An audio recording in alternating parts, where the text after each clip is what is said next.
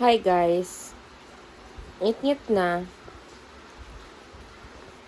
It's ano na yung oras? 5:01.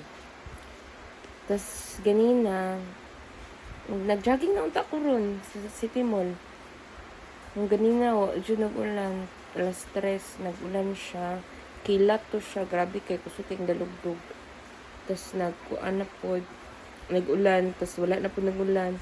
Nag-ulan, tas wala nag-ulan. Karon nag-ulan na po siya mayo. So I just want to share with you guys na my itinerary this month.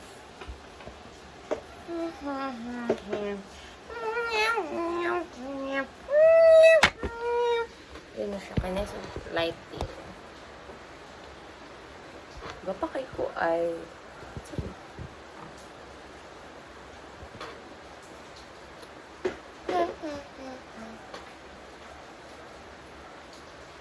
work out thrice a week, walk and jog thrice a week. Amput lang kung makuan dyan na siya. Pero tomorrow, akong maningkamot ko nga na-complete ning thrice a week workout. Tapos kaning walk and jog thrice a week. Wala pa ko ka-jog ko. Kawak mo ko skulahan. Pwede check na ni. 1, 2, 3. Mag-read ko og tulok ka book every month. Wala pa ko pa-read po. Tapos mo na lang nakalibro.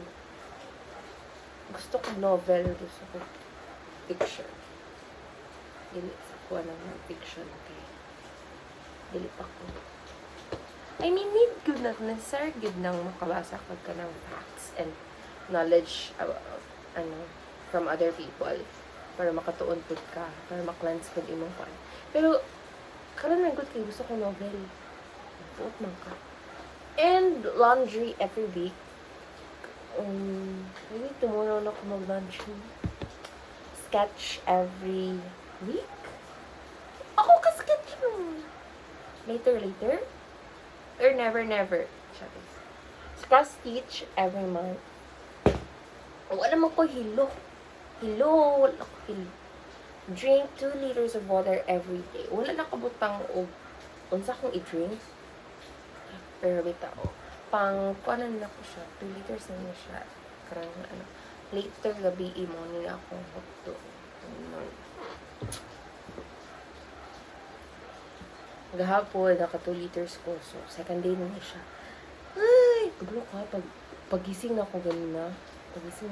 Nga. Sige, balik. Gusto rin. Uy, talang. Nakisakit. Pagising na ako ganina. Pag-watch na ako sa mirror. Oh my gosh, so fresh. Like, kasiga jud ako ng glass skin. Jud kaayo. Like, siguro kay ginatawag nila glass skin. Kaya need mo water para may mo glass. Kapalo may explain. Sleep 9 to 10 p.m. Mag-start daw kong sleep. Bulok ay sulak. Mag-start ako sleep kay 9 to 10 p.m. Dapat kay tulog na ko na at that hour. And 7 to 8 hours of sleep. Dahil.